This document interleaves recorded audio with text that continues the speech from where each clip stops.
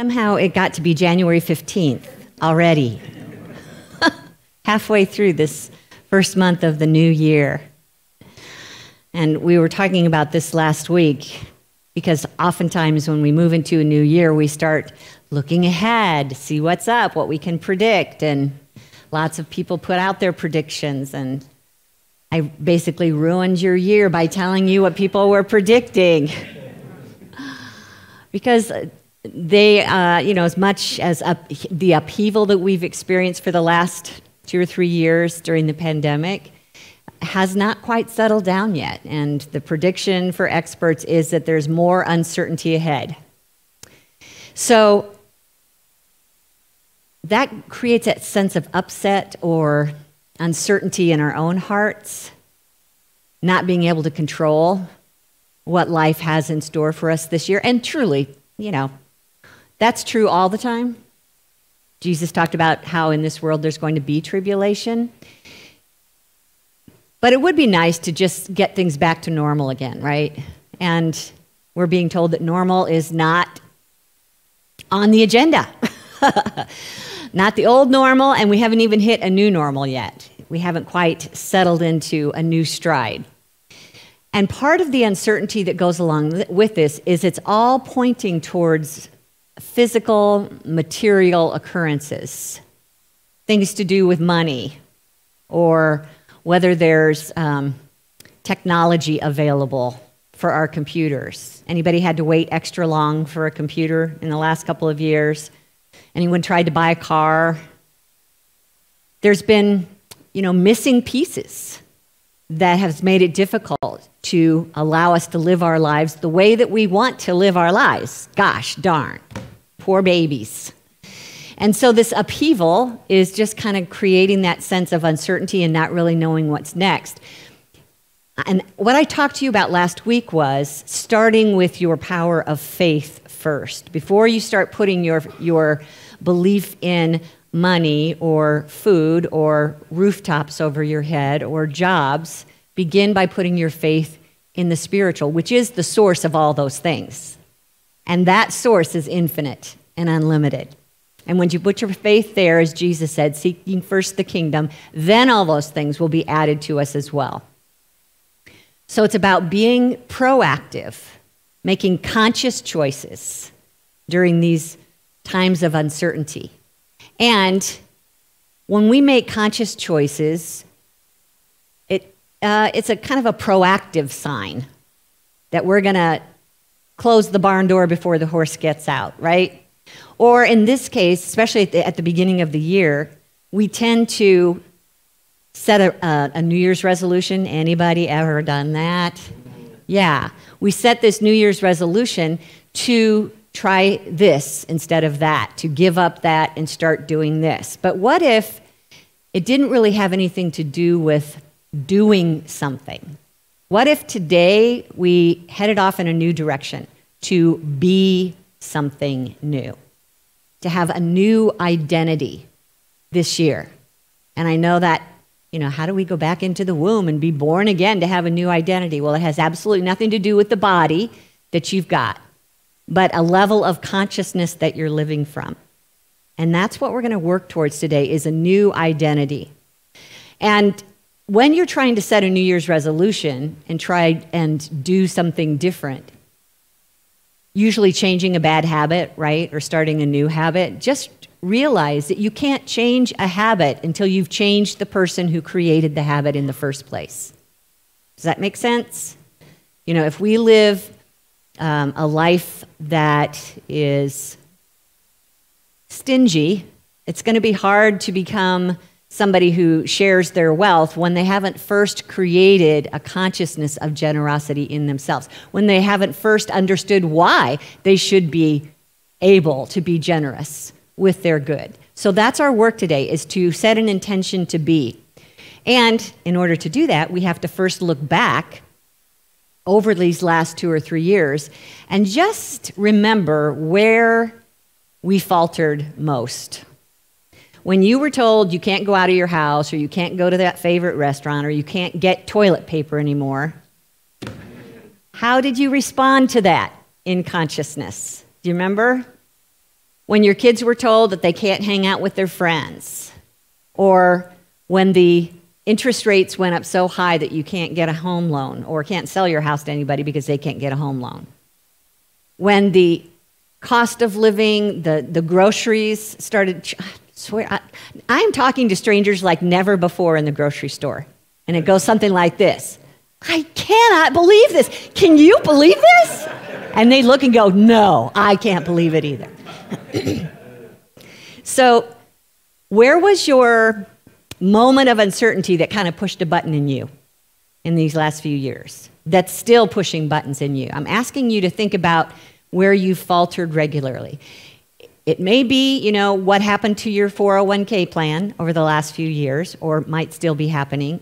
It may be how you handled your health. If you tend to be somebody who's got a chronic illness, and now you're being put out in a community where they can make you sick, with the pandemic, how did you handle that? How did you feel about that? Did it have, a button get pushed in you when you hang out with a certain personality? I think we've been through a few elections since all this started. Was there a certain personality that pushed a button in you regularly? Or was there some major world issue that is not going the way that you want it to, that pushed a button? Maybe in these past few years, hopefully, you were awakened a bit to your unconscious bias. How did that feel? And did you do something about it? Or did you take this time over the last few years to just resist everything that was going on and pretend like you were perfect? A lot of times, our heart calls us to take a step up. Did that happen to you and you resisted? Did it create a sense of fear in you to become something new, to reveal more of your higher level of consciousness? Hopefully you grabbed card and pen out there on your way in, because I'm going to be doing this a lot today. I'm going to be asking a lot of questions. And every once in a while, one is going to hopefully hit you in the heart. And I want you to write that one down, because it's going to guide you in who it is you need and want to become, okay? If you're watching at home, hopefully you've got pen and paper there handy. And it's an opportunity for you to just listen to what needs to be healed in you, what needs to be grown up in you, what needs to be released in you, and who you should become in its place. That's what's going to help you figure out who it is that you want to be. Now remember, what we talked about last week was that with all these uncertainties over the last few years, it's actually a gift to us. Every one of these things that push our buttons are gifts to us, because they're asking us to reveal the spiritual in us. There is a presence in you, the Christ nature, your source, creator, God, mother, father, whatever you want to call it, that is already perfect and whole and is waiting to come through you every minute of the day. So every time we bump our nose into a window that we can't get through, it's just an opportunity for your higher self to handle this instead. So that's why we're asking the questions and then letting our higher self grow through us. That's the whole reason you came here. God expressing uniquely as each one of us. That's what we refer to as the Christ within. And when God chooses to express uniquely as each one of us, it doesn't do God much good if God can't overcome the ego. So that's our work, is to put the ego in the back seat. So today we're going to identify a way of being, not something to do, not something to buy or create in our life, as much as an identity to move into. And it's almost always calling to us all the time. It's just we've got so much noise going on through the ego's voice that we don't always hear it. But know that whatever desire is starting to come up in you, to be changed in you, realize that not only is that the Spirit of God calling you in that direction, but it will give you all the resources you need to become that. So you don't have to worry about not being able to. I don't have enough brain power to figure this out. That's not your job. And we're going to show you what your job is in order to be able to do that during this ceremony today that we call the White Stone Ceremony. And Again, if you're watching online and you don't have a white stone in your hand today, there's still an opportunity to order one at our website, unityinnaperville.org, and we'll send them out as long as we've got them available. We're just asking for a donation to Unity, and we'll forward you a white stone. But even if you don't have one and you're not going to order one, you can still go through this process today, because the point is to identify who it is that you are being called to become this year. And we use this scripture from the book of Revelation up here on the screen. We're going to walk through this quite a bit today that will act as our guide to the process. It says, "Let anyone who has an ear listen. To everyone who conquers, I will give some of the hidden manna, and I will give a white stone. And on the white stone is written a new name that no one knows except the one who receives it." So if you take a look at this, you're going to see that there's some conditions or criteria that have to be met, followed by some promises. So let's just take this a little bit at a time. First of all, let anyone who has an ear listen. Now, Jesus talked about that. For those who have an ear, listen, and then he would say something profound. So in this case, it's not a physical ear that can hear the sound of my voice, but that which can hear what's being said to you from your heart. Turning away from out here and turning inward to your heart and listening to what God has to say to you. That voice, that still small voice, is always talking. Can we get quiet enough to hear that? Can we learn how to meditate in our lives on a regular basis, even if it's just 5 minutes listening to the air conditioner? Get still for a minute. You hear that fan? That's the perfect thing to listen to in meditation. Just keep coming back to it, just putting your attention on it, because what it is you're stopping thought. See how simple that is? Or if you don't have something running in your house, then go with your breath. Just notice your breath. Quieting down the thought. Listening to the heart, because suddenly something will come up and that you will be able to hear at this point that will guide you to whatever your question is. And next in this scripture, it says, to everyone who conquers. So that's condition number 2. This isn't like because you've got so much power in the office, or you've got a lot of money, or you're the oldest sibling in the house. It's not about conquering physically.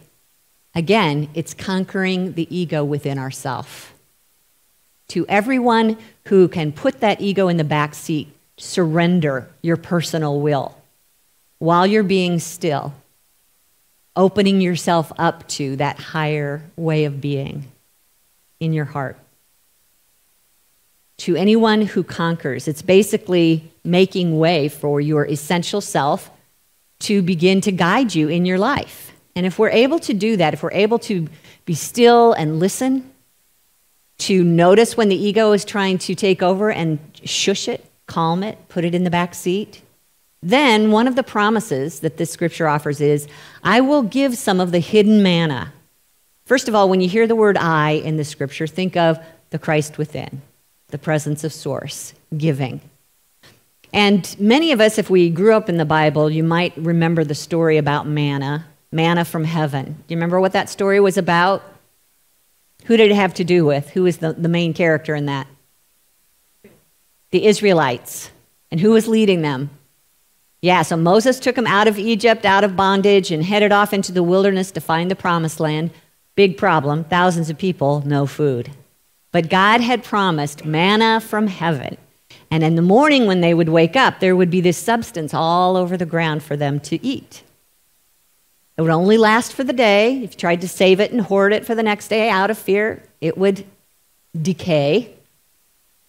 So that manna was meant to be nourishment. And in this particular scripture, it's hidden manna, hidden nourishment. So where do you suppose it is?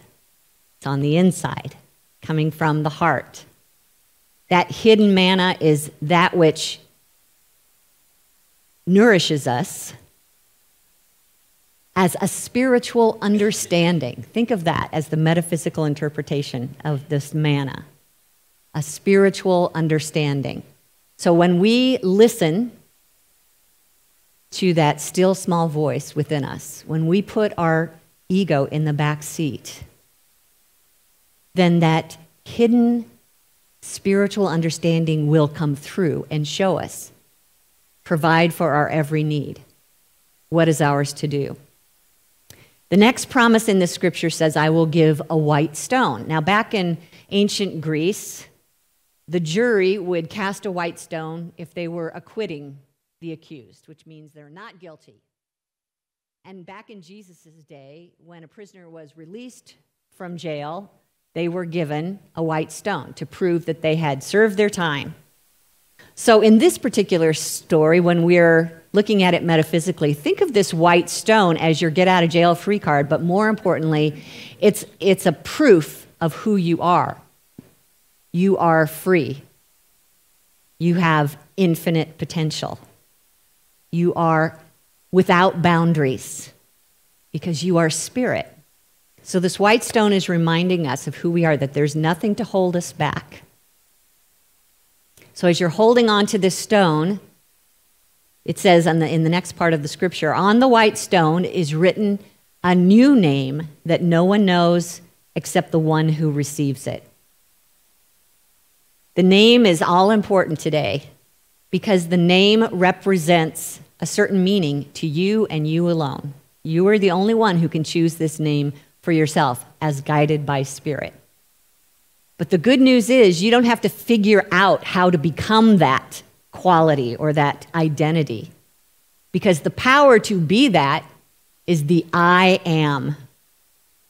That's another story from Moses, where he heard the voice coming out of the bush that told him to go back to Egypt and set the people free. And he said, well, who should I say sent me? And the name for God was I am. Think about what that means, I am. It's basically I exist. It basically represents all existence. All that exists out of God. It is the power to be, the power to exist. We start with that, and then whatever we tag on to those two words, we become. Anybody an English student here? Do you see how these verbs work together? I am, and then something that you become.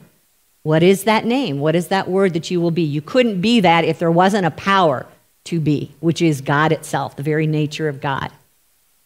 So as we're looking into this today and we're trying to decide what that name means to us, that we have the opportunity to become, let's listen to what Ernest Holmes says in his quote here. He says, words are molds into which the creative substance of your consciousness flows. Words without meaning, while they may have some effect through constant repetition, cannot have the same effect that words with meaning have. Your words will have meaning in such degree as you actually feel that they are the activity of the Spirit within you. We're looking for a word today that we can feel in our heart as true, as good, as me, calling my heart. If we can't feel the enthusiasm for that, or at least a little bit of a thrill in your heart when you come across it, then it's not going to have much meaning to you. It's not going to guide your becoming process. So make sure you're looking for a word that sets the heart beating. It's that desire that Spirit is trying to get through to you. And you probably already know it. You already have heard. Head in this direction. What is the quality that will help you get there? What is the nature that you will become when you achieve that desire? If this is a time in your life where you are seeking to experience more love, imagine that you're already there, that love is expressing itself in your life. Who would you be? How would you be different?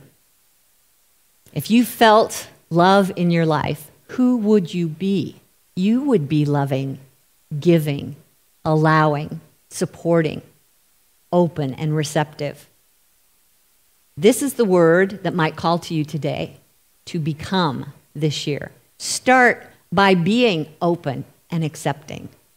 My new name is accepting. Love can't help but move into that slot when your energy, your vibration is being accepting. You see how this works? Maybe you've got a relationship that needs healing. Who do you have to become in order to have a healed relationship?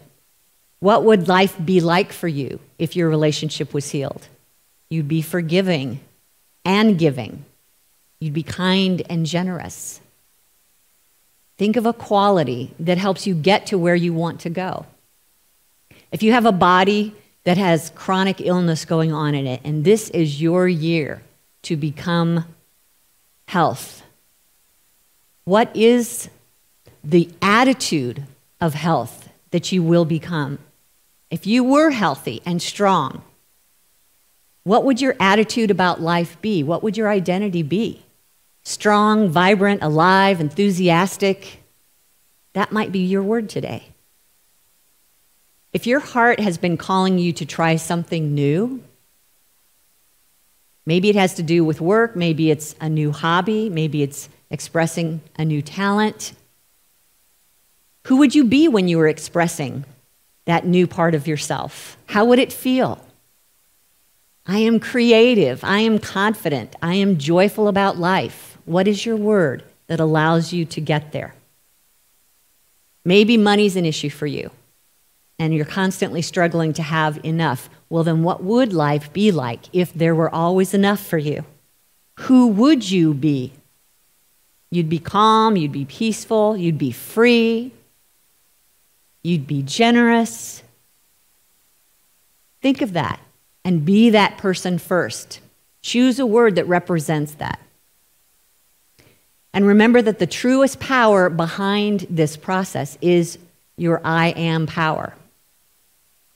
So that you don't have to figure out how. All you have to do is identify the identity, identify the quality, the person that you want to be, and let Spirit fill it in as you give attention to it. I'm going to ask Highest Good to come up for a minute and play a song for us that kind of gets us in the spirit of this choosing a new name. And if you'd like, during the song, we're also going to be running slides up here. We can show that now, Christina. Showing a whole bunch of new names that you might want to choose from. People watching online, you can get them here off the slides. You can also go to unitycommunityconnect.com into the live stream chat channel, and there is a handout of these words as well. You guys have a handout? You might want to look at them now. Or just sit and enjoy this music, and then we'll come back to what our next is to do and to be.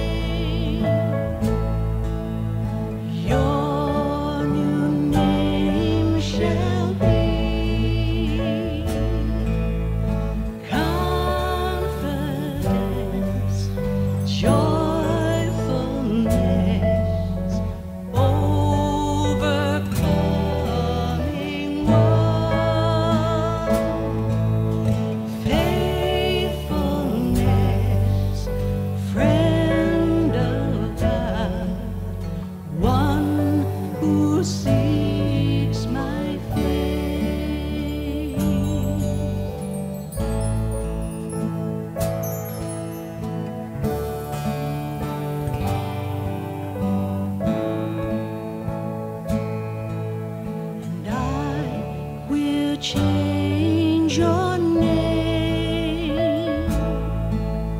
You shall no longer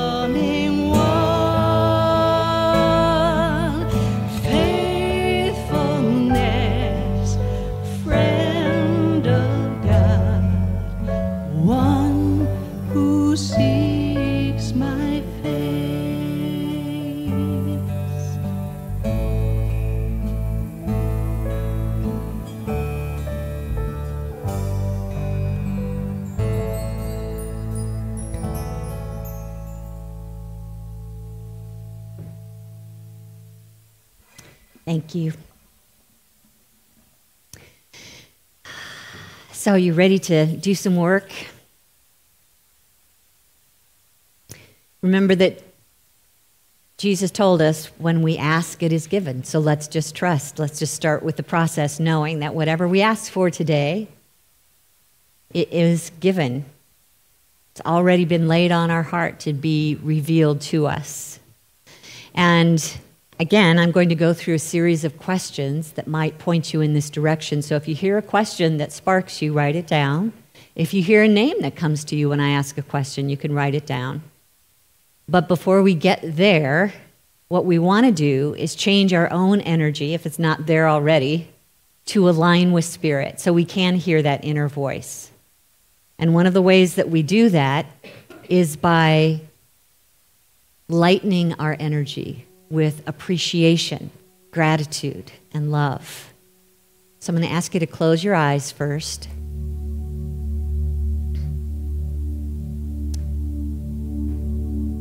And you're probably imagining yourself inside your head right now. So just imagine that you're dropping down to where your heart is and see that behind that physical heart, there is a spiritual heart that is the doorway to your higher self. And as we open that doorway, remember a time where you were having a great time, or you were out in nature and you were just loving what you were seeing and feeling in nature.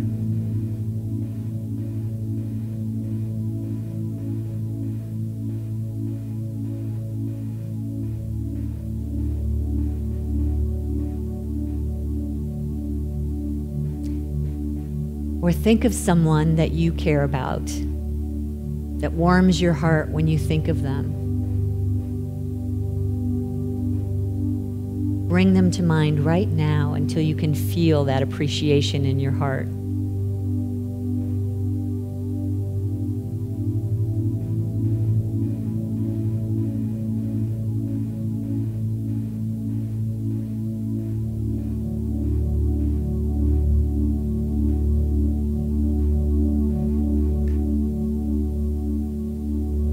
Think of something in your life that you're grateful for.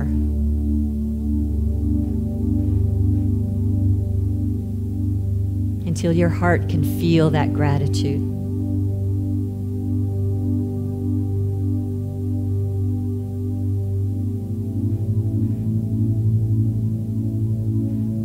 And now from this place of light,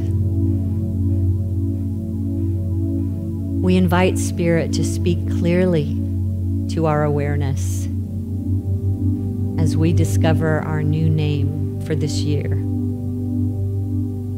Who am I meant to be in 2023?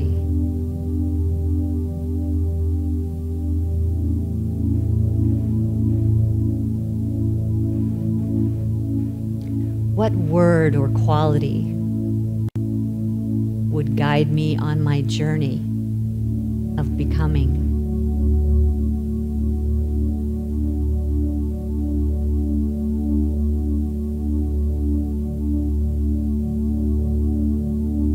How would I prefer to live this year? From what point of view?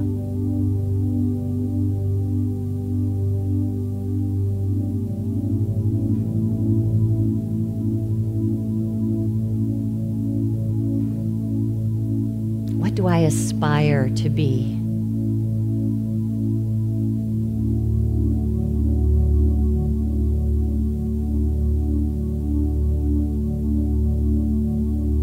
If I could start over and begin my life again, what new way would I want to be in my life?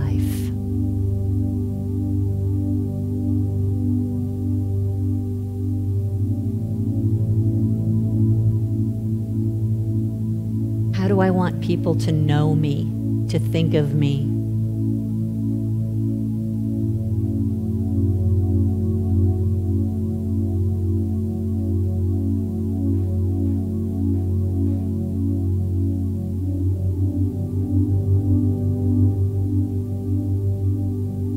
What quality would set me free from a negative habit? If I were free from that habit, who would I be?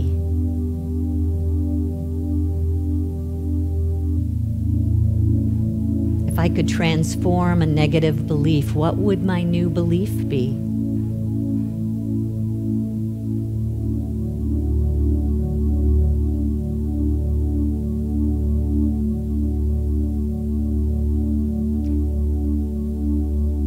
What do I need to learn? What do I want to understand better? And who would I be if I did understand it better?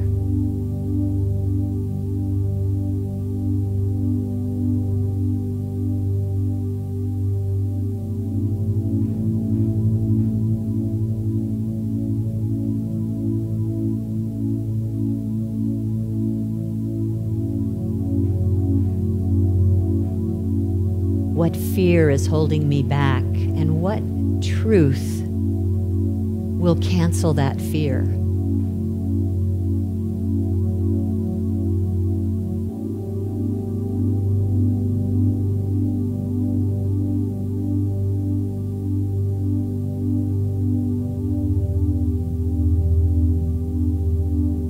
Is there a new career that's calling to me? Who would it allow me to be?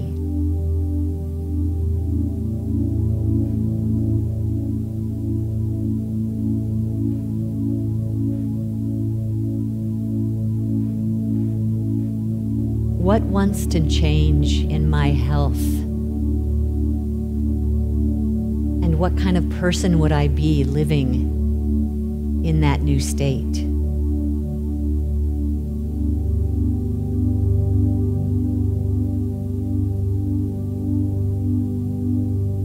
Where do I need to grow? And what is that state of being?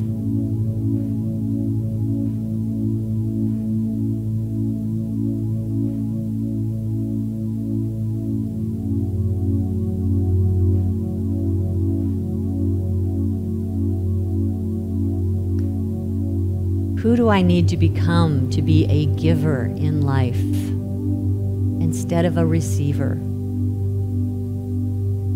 Or worse, a taker?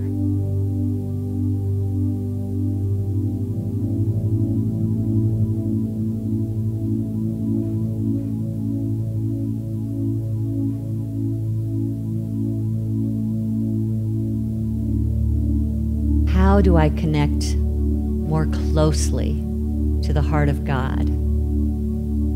What point of view do I hold to know that God and I are one?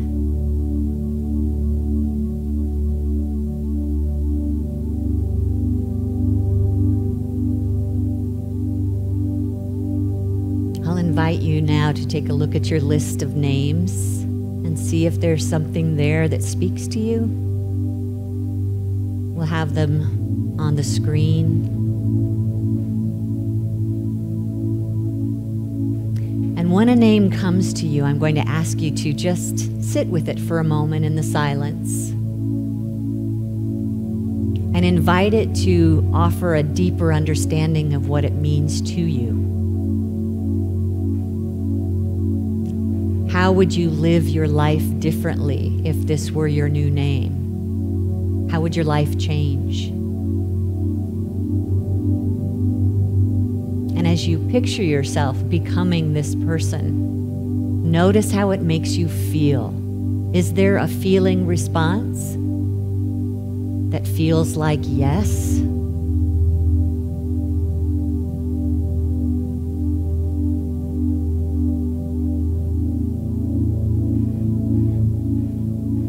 When you're ready to choose a name, I'll invite you to come up here on the stage at one of these tables and choose a stone. And there's several permanent markers, so choose wisely. To write your name on your stone. and then take it with you. And if today you're not ready yet, if it's not coming to you, come and take a stone anyway, so you'll have it when you're ready at home. There's no rush for this. Most important thing is that you're listening to your heart from a place of peace and allowing, instead of trying to make something happen. Remember, it's the I am power that is doing the work. We're just here to open up and receive. So whenever you're ready, come forward, and then we'll take it from there.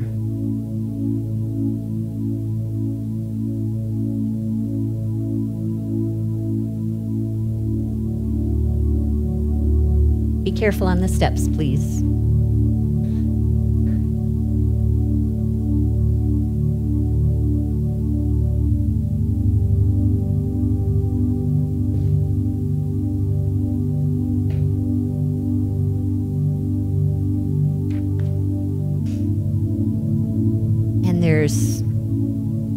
You can work from either side of the table.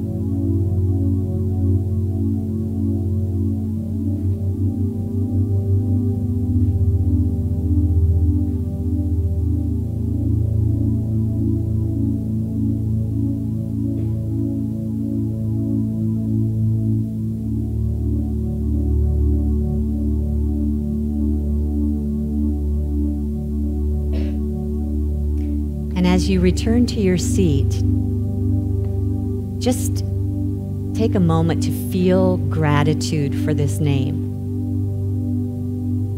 to let its power sink into your awareness. What does it really mean to you? What does life look like living this new name?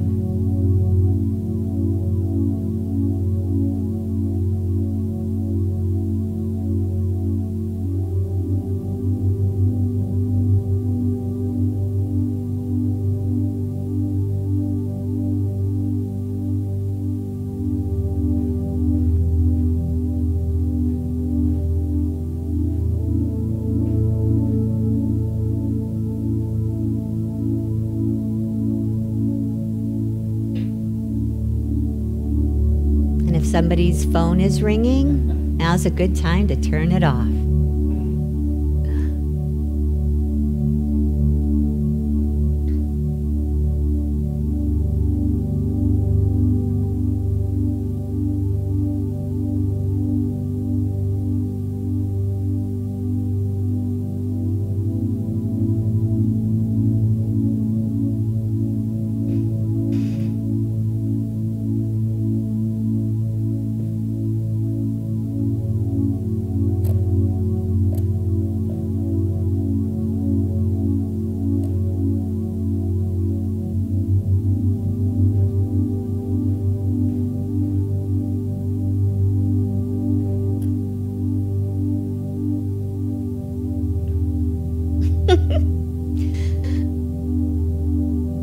I'm sure this means something. Someone will have to look this up. There's a little white spider here on the table trying to decide which white stone belongs to him or her. Good job. I'm taking this one, though. You can't have it. You might like this color pen. I am safe. Yes, I am safe.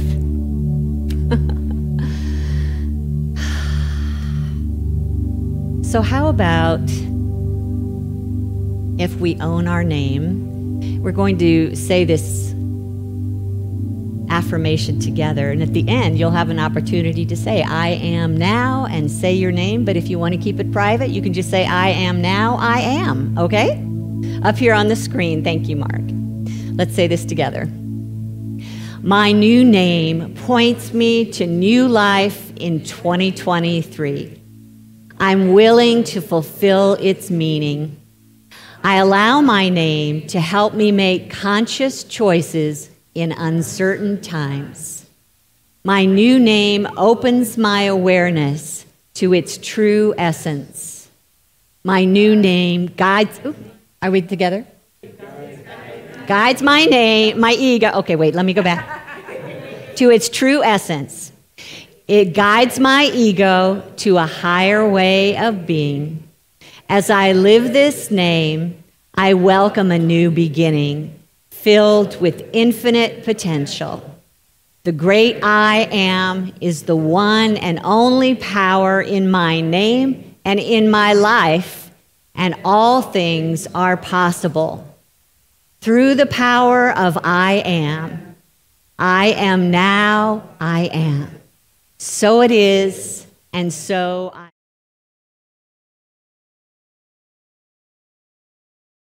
Is there anyone that still needed to come and get their white stone? I should have checked to make sure. Anyone else? All righty. So if you're watching online and you're going to come in next week, we still have some left over, so you can come and pick one up, or we can mail it to you. Just check out the form on our website, unityinnaperville.org. And one other thing I wanted to point out for those of you, you have a question? Yes, this is from Jerusalem Stone Company, and the stone itself is actually cut out of quarries in Jerusalem. Yes, so pretty much all the Unity churches use them about this time every year. And I spread out a bunch of older Daily Word magazines for those of you in the room right outside the front door. So if you would like another opportunity to scan words or become words at any given moment, the cool thing about those is it does not matter what the dates are. There is a calendar at the beginning. There's 2 months worth in the Daily Word. And on the calendar, it just lists the word for every date of the month. So what you can do is look at it and go, oh, I really need to read about that today. Flip to that page and then just become that word. So feel free to take a booklet home with you today before you go. And any other questions or comments about this process?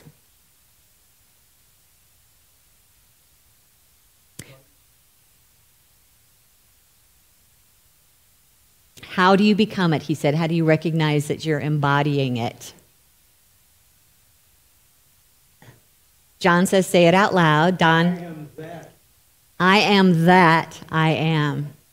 I'm guessing that we choose the word or the name because our heart desires it. And when you have that name and you know it belongs to you because it feels good, I'm going to say that that's probably the number one sign that it's your word, is that when you hold it and you consider living it, it will feel good. It means you're in alignment with your higher self. Cindy? I am willing to become is a great affirmation. Sometimes we know we should be that, but we don't know how to get there, or we're pretty sure that we don't have the ability to get there. So why don't we scrap all those and just go with I am willing to be that. And if you're not willing, maybe it takes I'm willing to become willing to be that. Take your time with that, yes?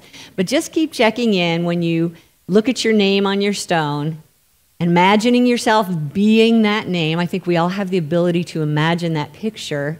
Then just see how it feels to you. If there is still a sense of hesitancy or disbelief that it belongs to you or that you could actually become that, then just recognize that ego is driving and we need to put it in the back seat. Remember what the scripture said about conquering. We need to conquer the ego in order to be able to let spirit speak through. So when it feels like, I don't know if I can really get there, hey, guess what? Not your job to do. That is the power of the I am that will take us there. We just need to be open and willing, accepting and allowing. So thanks for your willingness to do this work today.